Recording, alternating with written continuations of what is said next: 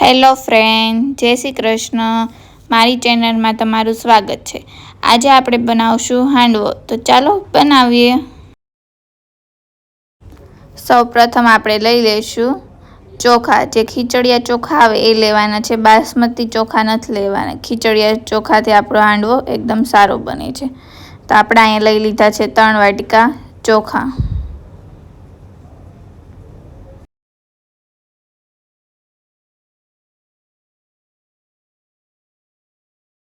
એ જ વાટકાના માપથી આપણે 1 વાટકો ચણાની દાળ લઈ લઈશું, અડધો વાટકો અડદની દાળ લઈ લઈશું, ત્યાર પછી અડધો વાટકો મગની દાળ લઈ લઈશું. જો તમારે ફોતરી વગરની મગની દાળ હોય તો તમે એ પણ લઈ શકો છો. પછી અડધો વાટકો લઈ લઈશું તુવેરની દાળ. પછી આપણે આમાં પાણી નાખીને 3 થી 4 વખત આપણે સારી રીતે ધોઈ નાખશું.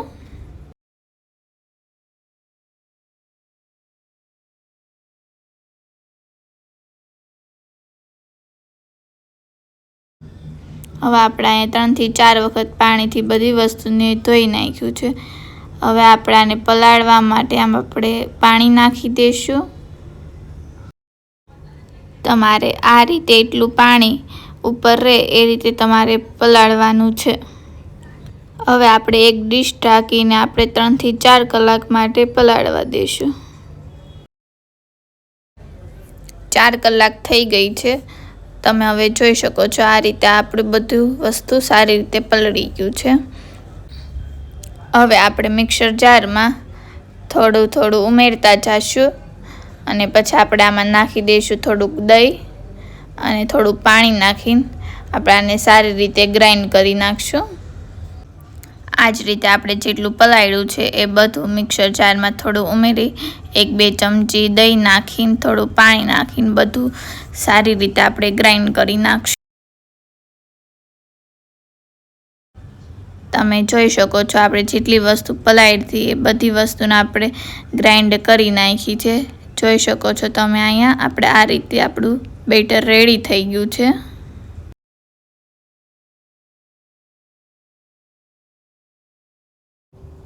હવે આપણે આને ઢાંકી દઈશું અને 12 કલાક માટે આપણે ગરમ જગ્યાએ મૂકી દઈશું, જેથી આપણો હાથો આવી જાય. 12 કલાક થઈ ગઈ છે અને જોઈ શકો છો આપણો હાથો સારી રીતે આવી ગયો છે.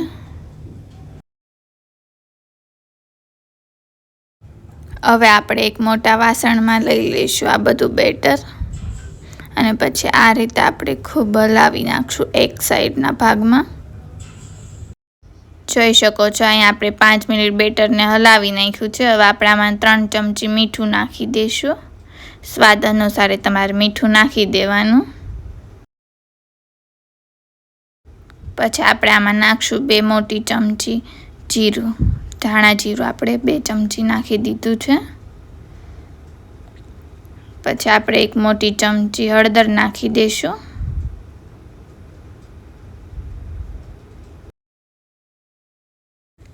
પછી આપણે આમાં નાખી દઈશું 2 મોટી ચમચી લાલ મરચું નાખી દઈશું અને 1 ચમચી જેટલો ગરમ મસાલો નાખી દઈશું.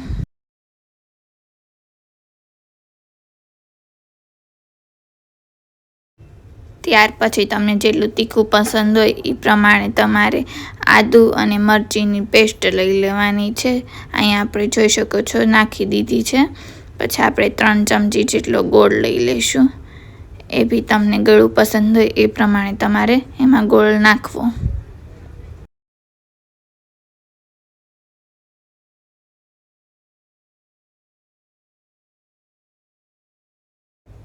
ગોળ નાખી દીધા પછી અહીંયા આપણે નાખશું 1 મોટા વાટકી જેટલી દૂધી આપણે ખમણીને લઈ લીધી છે એ આપણે આમાં નાખી દઈશું.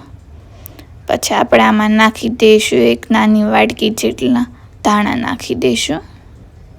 જો તમારે વધારે નાખવા હોય તો તમે વધારે પણ નાખી શકો છો. પછી આ બધી વસ્તુને આપણે સારી રીતે મિક્સ કરી નાખશું.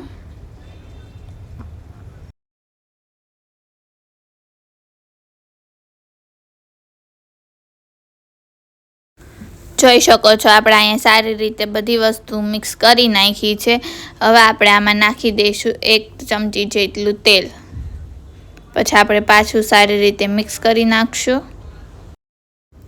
અને તમને આમાં વેજીટેબલ કોઈ બી પસંદ હોય તો તમે એ પણ નાખી શકો છો. અને આ જ બેટરમાંથી તમે ઢોકળા પણ બનાવી શકો છો. આપણે એક કઢાઈ લઈ લીધી છે, એમાં 2 ચમચી જેટલું આપણે તેલ નાખી દઈશું.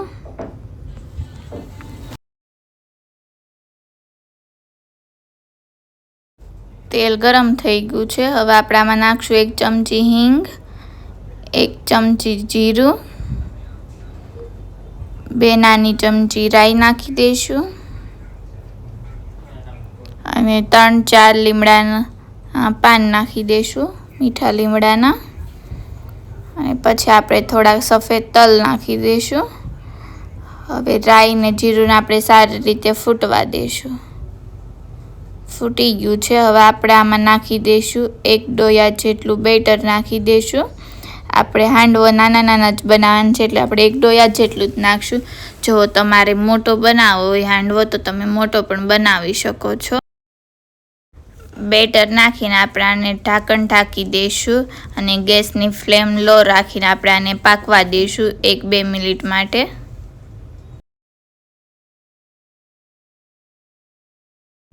જો તમે મોટો હાંડવો બનાવશો તો અંદરથી કાચો રહેશે, તમારે હંમેશા નાના જ હાંડવા બનાવવા.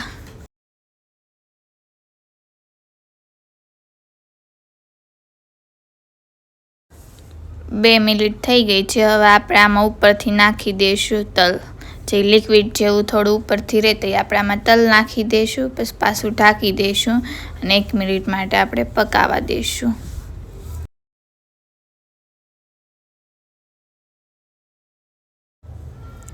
જોઈ શકો છો અહીંયા આપણે 2-3 મિનિટ સુધી હાંડવો પકાવવા દીધો. હવે આપણે આને પલટાવી નાખશું. આપણે વધારે મિનિટ સુધી નહીં પકાવવા દઈએ કારણ કે પછી નહીં તો દાજી જશે. હવે આપણે આને પલટાવી નાખશું આ રીતે.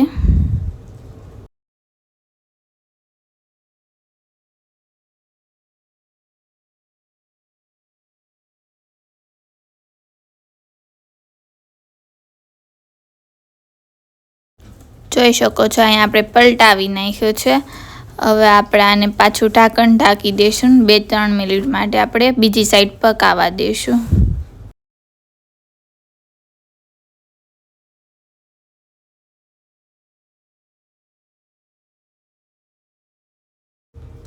બે 3 મિનિટ થઈ ગઈ છે અને આપણો હાંડવો આપણે બીજી સાઈડથી પણ સારી રીતે પકાવી લીધો છે.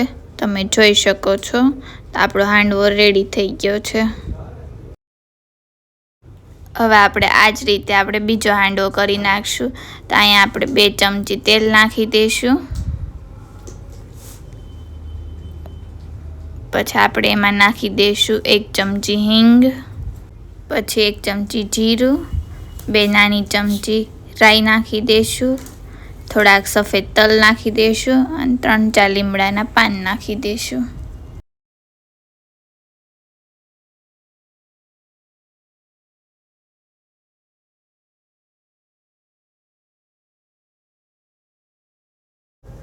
રાઈ ને જીરું ફૂટી જાય પછી આપણે એક બેટર ડોયો નાખી દઈશું અને પછી આપણે ઢાંકણ ઢાંકી દઈશું. આને આપણે 2-3 મિનિટ માટે એક સાઈડથી પકાવવા દઈશું.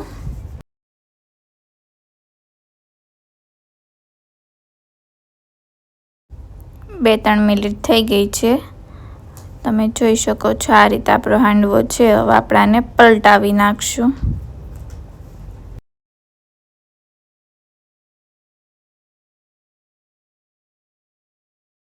અને પાછું ઢાંકણ ઢાંકીને આપણે પાછું આને 2-3 મિનિટ માટે બીજી સાઈડથી પકાવવા દઈશું, આપણે જેમ પહેલાં કર્યું હતું એમ.